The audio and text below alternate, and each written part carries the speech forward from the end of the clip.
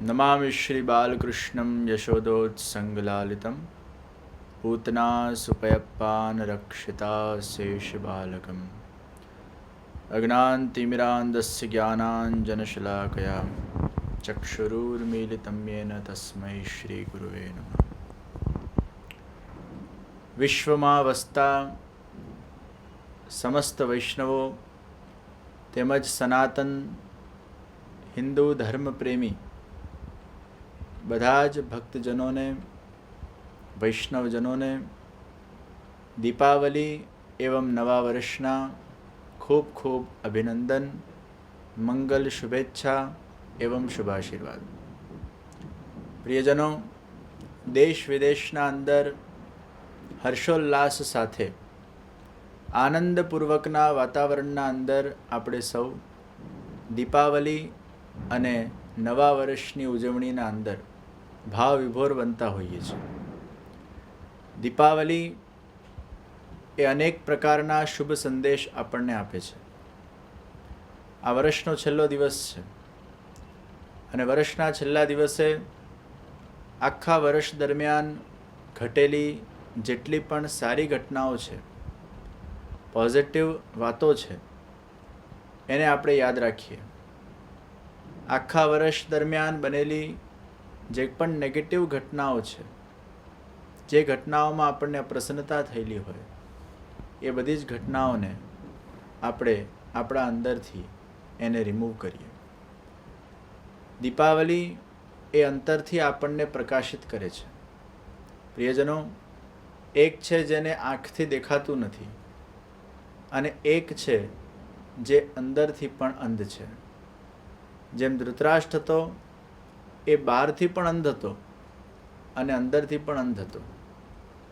બહારથી અંધકાર એના જીવનમાં તો હતું જ, પણ અંતચક્ષુથી પણ એ અંધ હતો. સત્તાના અંદર, મોહના અંદર, અહંકારના અંદર. એટલે જ ગીતા ખોલીએ ત્યારે સૌથી પહેલો ઉવાચ એ ધૃતરાષ્ટ્ર ઉવાચ આવે છે, આંધળા વ્યક્તિનો ઉવાચ આવે છે. અંધકાર આપણને દેખાય છે અને પહેલા શ્લોકમાં અંધકાર કઈ રીતે દૃશ્યમાન થાય છે. ધર્મક્ષેત્રે કુરુક્ષેત્રે સમવેતા યુયુત્સવઃ મામકા પાંડવાશ્ચૈવ કિમકુર્વત સંજય. પહેલા જ શ્લોકના અંદર મારું અને તારું આવ્યું. પહેલા શ્લોકના અંદર અહમતા અને મમતા આવી. આ અહમતા અને મમતા એ સૌથી મોટો અંધકાર છે.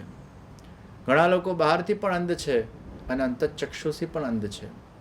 ઘણા લોકો બહારથી અંધ હોય છે પણ અંતચક્ષુથી એ ખૂબ જાગૃત હોય છે. પ્રિયજનો, જેમ આપણા આંખને જોવા માટે પણ પ્રકાશની આવશ્યકતા છે, એમ આપણા અંતચક્ષુને ખોલવા માટે જ્ઞાન અને ભક્તિની આવશ્યકતા છે. પ્રકાશ વગર આંખને અજવાળું મળતું નથી, એમ ગુરુ કૃપા વગર ભક્તિની પ્રાપ્તિ થતી નથી. અને જ્યાં સુધી જીવનના અંદર જ્ઞાન અને ભક્તિની પ્રાપ્તિ ન થાય ત્યાં સુધી આપણા અંતચક્ષુઓ એ ખુલી શકતા નથી. મનુષ્યએ પોતાના જીવનને 3 રીતે પ્રકાશિત કરવાની જરૂર છે. પહેલું આધ્યાત્મિક રીતે, બીજું સામાજિક રીતે, ત્રીજું પારિવારિક રીતે.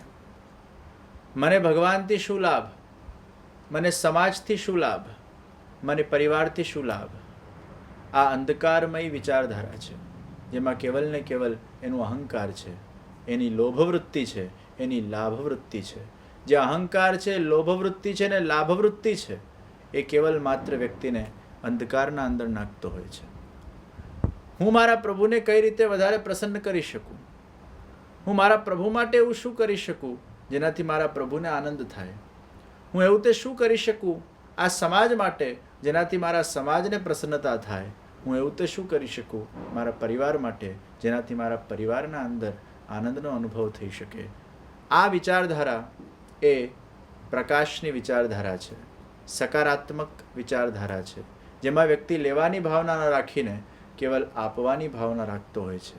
તો જે વખતે ભગવાન માટે, સમાજ માટે, પરિવાર માટે નિસ્વાર્થ ભાવથી સેવા કરવાની ભાવના આપણા હૃદયના અંદર જાગૃત થાય ત્યારે સમજી લેજો કે બહારની આંખથી તો તમને દેખાય જ છે, પણ તમારા અંતચક્ષુ પણ એ ખુલી ગયા છે, જે અહંકાર રહિત થઈ ગયા છે, વિકાર રહિત થઈ ગયા છે, દ્વેષ રહિત થઈ ગયા છે. ઈર્ષા રહિત થઈ ગયા છે અને બસ તમારા હૃદયમાં એ નદીનું ઝરણું એ વહેવા લાગ્યું છે, જે કેવલ આપવાના સિદ્ધાંતથી આગળ વધે છે. પ્રિયજનો, લેવાનો સિદ્ધાંત એ અંધકાર છે અને આપવાનો સિદ્ધાંત એ જ પ્રકાશમય સિદ્ધાંત છે. દીપક આપણને એ તો સિદ્ધાંત સૂચવે છે. દીપક એ લેતું નથી, પણ હંમેશા પ્રકાશ આપે છે, જે અજવાળું આપે છે.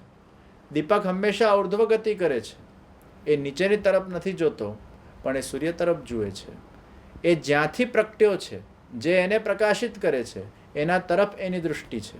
આ મનુષ્ય જીવન આપણને પરમાત્માએ આપ્યું છે. પરમાત્માની કૃપાથી આપણું જન્મ થયું છે.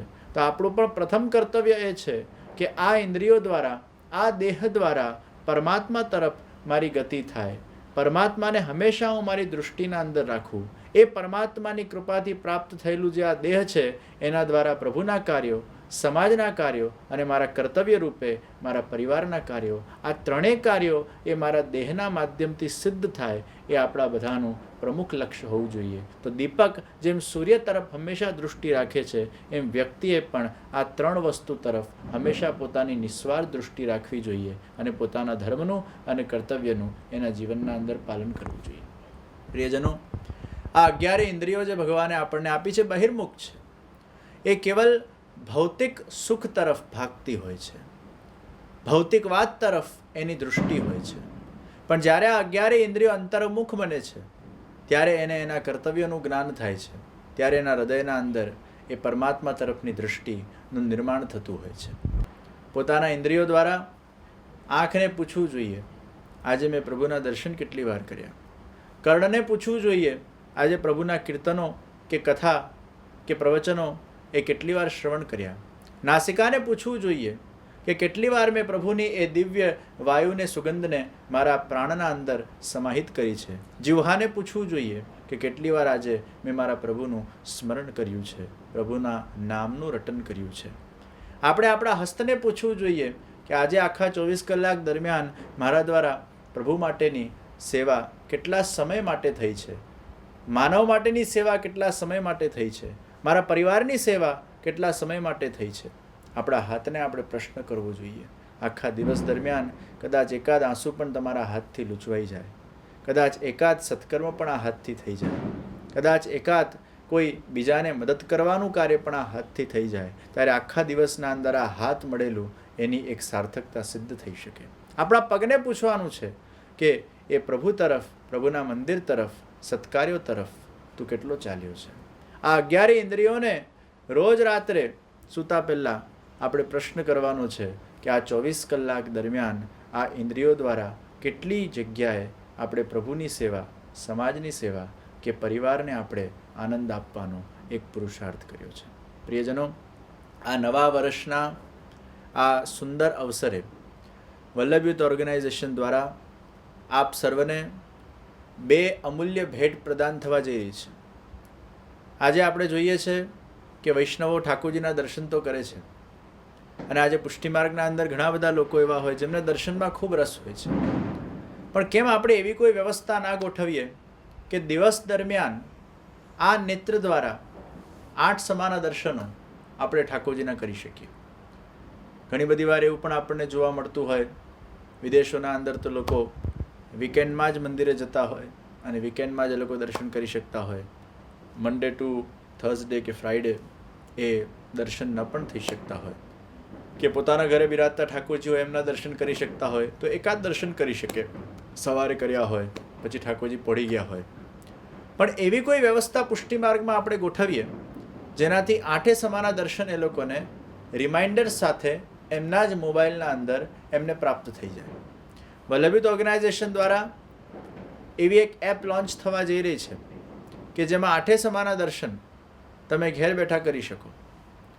એમાં સવારે મંગળાનો સમય થાય એટલે મંગળાના દર્શન તમારા સામે આવી જાય, શિંગારના દર્શન તમારા સામે શિંગારના સમય આવે, ગ્વાલના દર્શન તમારા સામે એ ગ્વાલનો જ્યારે સમય થાય ત્યારે આવે, રાજભોગના દર્શન બપોરે 12 સાડા 12 વાગે એ તમારા મોબાઈલના અંદર આવી શકે.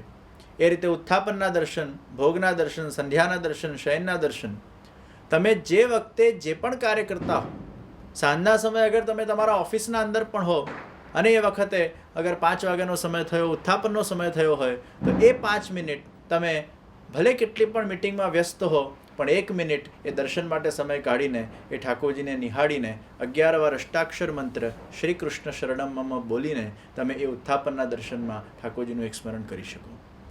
એમ 8 સમાના દર્શન એ આખા દિવસ દરમિયાન આપણને ઠાકોરજીના થાય. અને જે પણ કાર્ય આપણે કરતા હોઈએ, કેટલા પણ આપણે કદાચ બિઝી હોઈએ, પણ 1 મિનિટ એ 8 સમાના દર્શન માટે આપણે કાઢીએ. 8 મિનિટ આખા દિવસ દરમિયાન એ 8 દર્શન માટે આપણે કાઢીએ, જેનાથી આખા 24 કલાક દરમિયાન આપણને ઠાકોરજીના સુંદર દર્શન પ્રાપ્ત થઈ શકે. આજના યુવાનો માટે, આજના બાળકો માટે પણ આ એક બહુ સુંદર એક વ્યવસ્થા થઈ શકશે કે કંઈ નહીં તો એ ઠાકોરજીના એ દિવસ દરમિયાનમાં 8 સમાના દર્શન એ ચોક્કસ પોતાના મોબાઈલના માધ્યમથી કરી શકે. જે દિવસે જે ઠાકોરજીના વસ્ત્ર અને શિંગાર હોય પ્રણાલિકાના અનુસાર, એ રીતે એમને સુંદર શ્રીનાથજીના ચિત્રજીઓના દર્શન એમના મોબાઈલના માધ્યમથી થઈ શકે. દેશના કોઈ પણ ખૂણામાં હોય, કોઈ પણ જગ્યાએ હોય, કોઈ પણ વ્યવસ્થામાં હોય, પણ એ ઠાકોરજીનું સ્મરણ ન ચૂકે, ઠાકોરજીના દર્શન ન ચૂકે, એ સુંદર વ્યવસ્થા વલ્લભીત ઓર્ગેનાઇઝેશન દ્વારા આ કરવામાં આવી રહી છે. બીજી એક ભેટ કૃષ્ણ વર્લ્ડ રન ગેમ એ વિવાહોના તત્વાવધાનમાં ટૂંક જ સમયમાં લોન્ચ થવા જઈ રહી છે. એ કૃષ્ણ વર્લ્ડ ગેમ એ સમગ્ર સ્પિરિચ્યુઅલ હિસ્ટ્રીના અંદર પ્રથમ આ ગેમ બનશે મોબાઈલ એપ્લિકેશનના અંદર કે જે લોકોને કૃષ્ણ ભક્તિ જગાવનારી બનશે. આજે ઘણી બધી ગેમો આપણે જોઈએ છે, પણ એવી કોઈ આધ્યાત્મિક ગેમ હજી સુધી મળી નથી. તો જે રીતે ટેમ્પલ રન છે એ રીતે કૃષ્ણ વર્લ્ડ રન બનશે. પહેલાંમાં કોઇન્સ કલેક્ટ કરવામાં આવે છે, આમાં કાઉસ સેવ કરવામાં આવશે, ગોવાળીઓ ભાગશે, સુંદર રજનું વાતાવરણ હશે, અને જ્યારે ગોવાળીઓ ભાગતો હશે, કાઉઝને કલેક્ટ કરતો જશે. અલગ અલગ ફીચર્સ છે એના અંદર. માખણને કલેક્ટ કરશે એટલે એમાં બૂસ્ટર આવશે, વાંસુરીને કલેક્ટ કરશે તો એમાં મેગ્નેટ આવશે, મોરપીંછને કલેક્ટ કરશે તો ઇન્વિઝિબલ થઈ જશે. અને અમુક ગાય એ જ્યારે કલેક્ટ કરી લે પછી કૃષ્ણનું ઓપ્શન આવશે, અને કૃષ્ણ ભગવાનને જ્યારે સિલેક્ટ કરશે ત્યારે ભગવાન કૃષ્ણ એને ખોળામાં લઈ લેશે.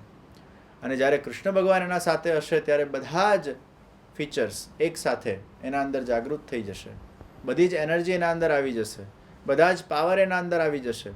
અને એ વખતે એના મનમાં એક ભાવ જાગૃત થાય, if Krishna is with me then I am not going to face any hurdle in my life. આ ભાવ આજના બાળકોના અંદર એક જાગૃત થાય આ ગેમના માધ્યમથી. એટલે જ આ કૃષ્ણ વર્લ્ડ રન ગેમ આપણે લોન્ચ કરવા જઈ રહ્યા છે. તો આ નવા વર્ષના આ શુભ અવસર પર એક શ્રીનાથથી ઝાંકી 8 સમા દર્શન એ મોબાઈલ એપ્લિકેશન એ તમારા ઘેર ઘેર સુધી પ્રાપ્ત થશે. સાથે આ કૃષ્ણ વર્લ્ડ રન એ પણ તમારા મોબાઈલના અંદર ઘેર ઘેર સુધી પ્રાપ્ત થઈ શકશે, જેનાથી વૈષ્ણવો પણ લાભાન્વિત થશે, યુવાનો પણ લાભાન્વિત થશે, અને આપણા બાળકો પણ લાભાન્વિત થશે. આ નવા વર્ષની આ 2 અમૂલ્ય ભેટ એ વલ્લભીત ઓર્ગેનાઇઝેશન દ્વારા આપ સર્વને પ્રાપ્ત થવા જઈ રહી છે. બસ આજના વિશેષ દિને બીજું કંઈ નહીં કહેતા, શુભ દીપાવલી, નૂતન વર્ષાભિનંદન. આપ સર્વના જીવનના અંદર સુખ, પ્રેમ, શાંતિ, આનંદ અને પ્રભુની કૃપા નિરંતર વરસતી રહે. બસ એ જ પ્રભુ ચરણોના અંદર હૃદયપૂર્વકની મંગલ વિનંતી સાથે મારા અલ્પ વક્તવ્યને હું વિરામ આપું છું. શુભમ ભવતુ કલ્યાણ.